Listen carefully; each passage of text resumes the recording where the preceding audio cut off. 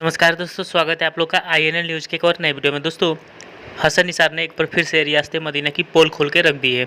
दोस्तों, ऐसा इसलिए हो रहा है क्योंकि जिस प्रकार से पाकिस्तान में पॉलिटिकल सिचुएशन बनी हुई है और लगातार एक दूसरे पर आरोप लगाए जा रहे हैं, जान लेने की धमकी दी जा रही है, खून बहाने की धमकी दी जा रही है।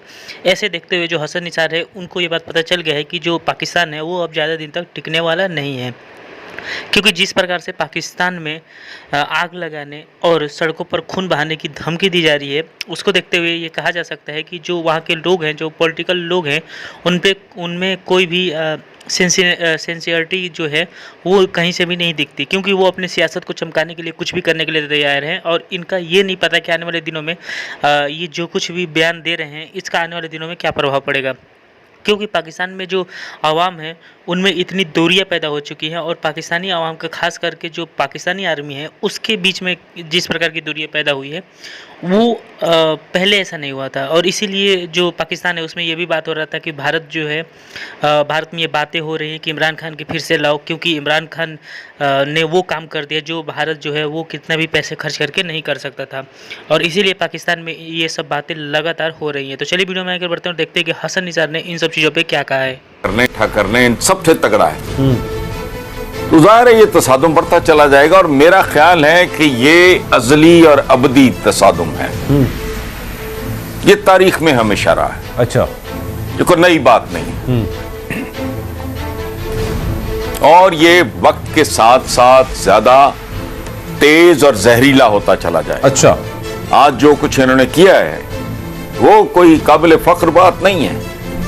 जलसा जुलूस है तुम करने, तो तुम गिरफ्तारियां किस चक्कर में कर रहे हो? लेकिन ये हमारी रिवायत है, ये हमारा ज़र्फ है, ये हमारी अंडरस्टैंडिंग है चीजों की, यही हमारा विजन है, तो इसलिए ठीक है। और मैं तो कहता हूं कि जिसे कहते हैं ना कि यार वो भुट्टो ने तख्ता-ए-दार पे कहा था लेट्स, उसने कहा था फिनिश इट। मैं कहता हूं कि 74-75 साल हो गए, अब कोई ना कोई नतारा हो जाए। अच्छा, या दाएं या बाएं, अच्छा, या ये या वो। ये जो लोग एक अज़ियत में जिंदा हैं, मुस्तकिल, एक जिसे कहते हैं ना बिस्तरे मर्ग में कोई बंदा नज़ा के आलम में होता है। जी जी, ये नज़ा का आलम खत्म होना चाहिए, या मौत मिले या सेहत हो। तो मजाक बनाया हुआ है। पूरी दुनिया इस बात पे हैरान है कि अजीबो गरीब तरीके से भाई कौन लोग आ गए, कैसे आ गए। 50,000 सवाल है अभी, क्या भैया कल तक अभी बीसियों मुकदमे और जेलें और जमानतें और फलाना, आज वो suddenly they came into power. तो लोगों को नहीं हजम हो रही बात ना। सही है, वो फ्रस्ट्रेट हो रही है हुकूमत। अच्छा, उन्हें हर तरफ से अंधेरा दिखाई दे रहा है। क्यों? इलेक्शन कराते हैं, इमरान लेंथों से मारेगा, साफ नजर आ रहा है। अगर कल कुछ और ना हो जाए मुझे नहीं पता। It's one of the most unpredictable countries. लेकिन इस वक्त तक की, आज तक की, इस वक्त तक की जब हम दोनों बात कर रहे हैं, जी जी, सूरत हाल यही है। वो लेंथों से मारेगा। अच्छा, इलेक्शन कराते हैं तो मरते हैं, आगे लटकाते हैं तो मरते हैं, बिकॉज इकोनॉमी। और एक बात याद रखना, आप दे आर ब्लेमिंग हिम, हालांकि उसने इनका मलबा भुगताया है। अब इमरान का मलबा और उससे पहले बरस से इकट्ठा होने वाला कर्जे का इनका मलबा, वो इकट्ठा होके कुदरत ने इनकी गर्दनों पे डाक फेंक दिया। अब किसी का मन का टूट रहा है, किसी की रीढ़ की हड्डी टूट रही है, और डेस्परेशन का आलम है, और ये और गलतियां करेंगे।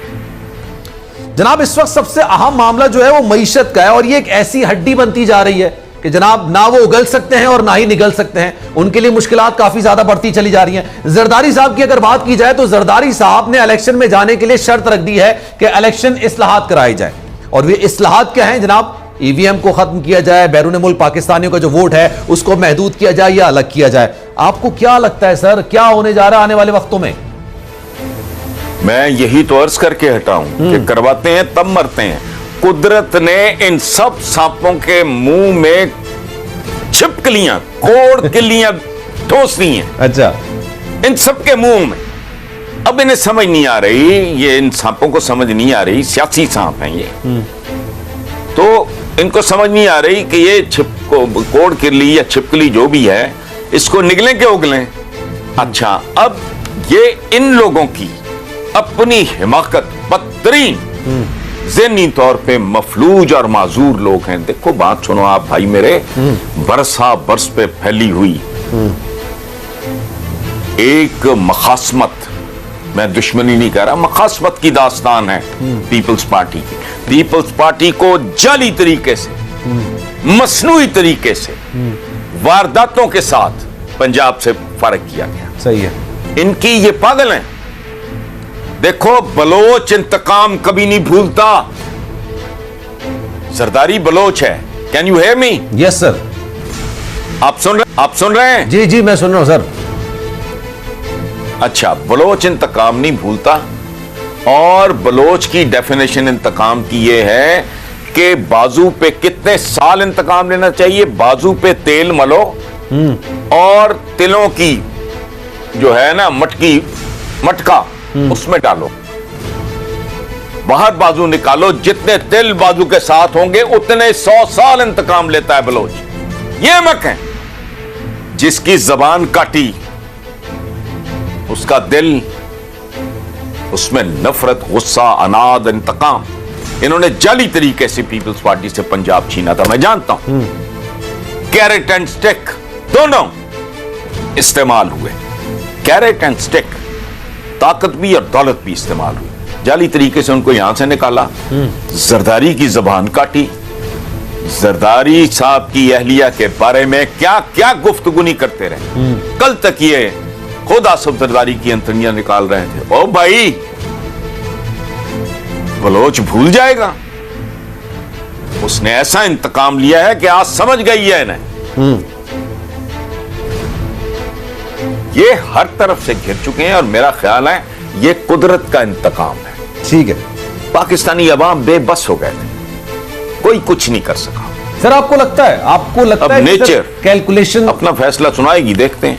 कैलकुलेशन कुछ गलत हो गई पीडीएम की, जब ये अपोजिशन में थी, नून लीग, पाकिस्तान पीपल्स पार्टी, इनको ये लग रहा था कि खान साहब की वजारत उज़्मा जाएगी तो उसके बाद ये पूरी पार्टी तितर बितर हो जाएगी, कोई इधर निकल जाएगा, कोई इधर निकल जाएगा। इनको इतना नहीं पता था कि सर इतनी मकबूलियत जो शायद 2018 में नहीं थी, 2014 में नहीं थी, वो 2022 में मिल जाएगी। ऐसा है?